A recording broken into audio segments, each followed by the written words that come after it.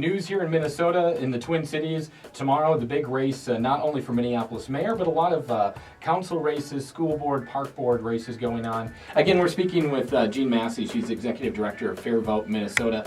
If you have any questions, give us a call. So we believe that when you have more choice, you have more power to elect candidates that share your values. Tomorrow is election day. We're going to be electing a mayor. We're going to be electing city council members. One big election where the citizens of Minneapolis get to rank their vote. First choice, second choice, and third choice. So the next mayor is elected with a true majority, a true representation of the people in Minneapolis. Ranked choice voting simply means that you can vote your candidates in order of your preference. So you get to rank your candidates in order of first, second, and third choice. The ballot design has 3 columns, and there will be a choice in each column. So in the first column, what to do is to mark your first choice in the first column, your second choice in the second column, and your third choice in the third column.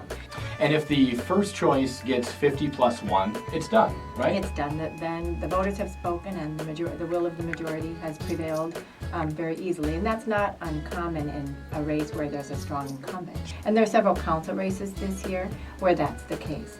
But there are many council races, a handful of them, and park board races where we will have very competitive elections, and ranking is the most important thing you, for the purpose of your voters, can do. You really want to mark your first choice asking yourself, who is the candidate who best represents my values and who I think would be the best mayor or the best council member in my area.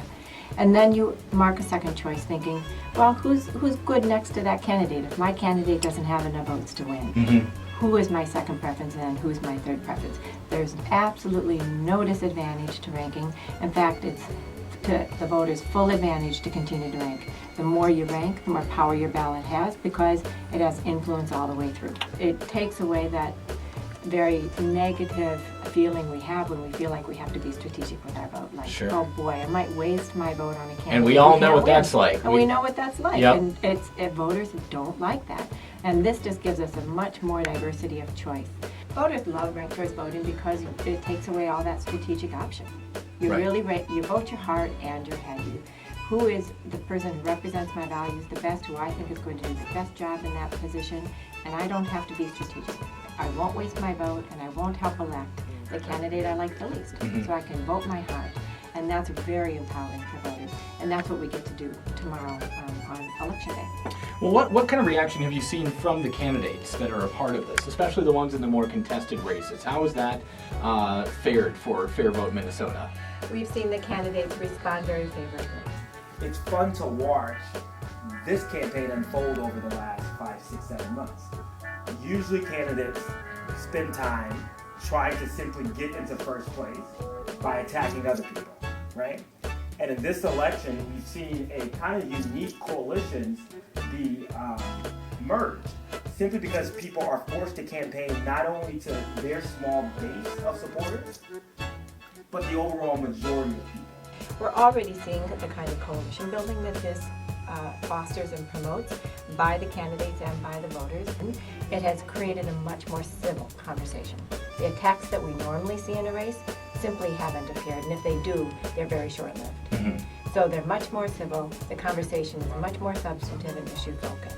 And what do you attribute that to? Well, Because candidates need to reach out to voters for second and third choices, so that they don't want to alienate voters by attacking the first choices of those voters. Sure. And it has made a powerful difference.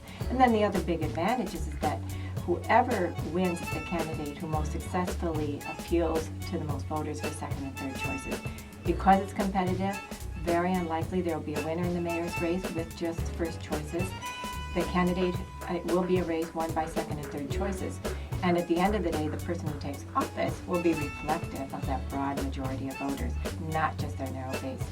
So this really could pave a way for people and how they, essentially how they campaign in the future. That's right. That's very interesting. And we'll see a whole new group of campaign workers and staffers and managers all trained under a new system. You know, that takes a shift too. Everything about Ranked choice voting requires a shift in everybody's part, the media's part, how to talk about it, how to report about it, how to look at it. The voter needs to adapt and rank rather than vote for just one. And candidates have to learn a new way of campaigning as well.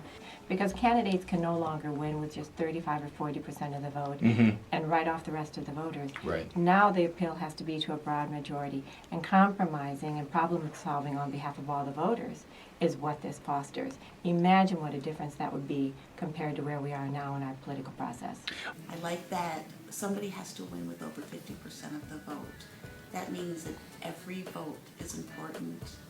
Candidates cannot just concentrate on neighborhoods where most people vote, so that they get, a plurality of the votes. They need to consider every city, every neighborhood, because everybody's important. Somebody will knock on my door that I don't usually see because they want me to know that they're around. They feel that I'm important. So 2 hours ago, I was rushing to KMOJ Radio, which is the black radio station that's on the north side of Minneapolis, right? And they were completely blown away by how much focus candidates from southwest Minneapolis have in north Minneapolis this year. And one of the main reasons that candidates from south Minneapolis are now coming up to north Minneapolis to campaign and hire organizing and to outreach is because they have to get 50% plus one.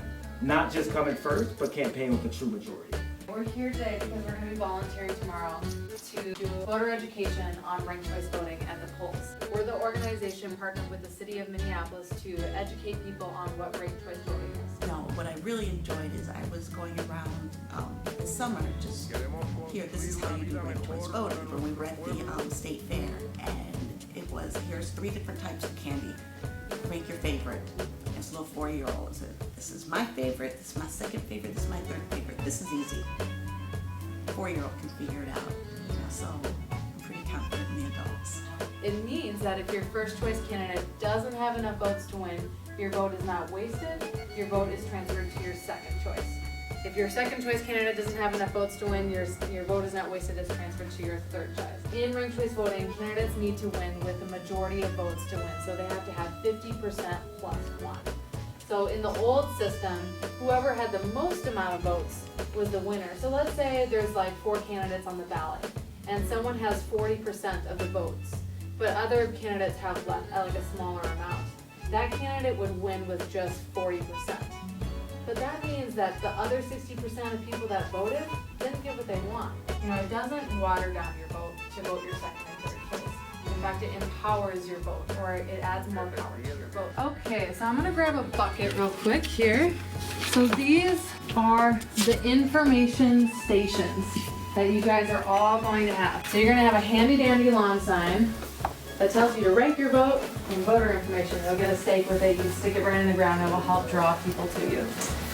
You will have a bunch of these cards that you're going to be handing out to people. On these cards, it says, are you ready to rank your vote? Has a little sample ballot. It explains you vote your first choice in the first column, second choice in the second column, third choice in the third column, and it explains the same thing verbally on the back. So you'll just be handing these out to people so that they know what to do. This is just our general information sheet. On the back side, it has a really good graphic that shows the counting process, so that can be really useful. Ranked choice voting is the very simple process of allowing you as a voter to rank your preferences on the ballot, marking a first choice, second choice, and a third choice. That's it. It's really very simple. And by ranking, you have more power because you have more choice. And that's what ranked choice voting allows us to do. What can your average person do to promote this moving forward beyond the Twin Cities? Contact your legislators, contact your local officials and say, hey, why not this for our city? Is that possible? What can we do? Contacting officials is a really important move because they need to know that this is something that voters support. It's really a voters' voting system. It gives us more power and more choice in our democracy.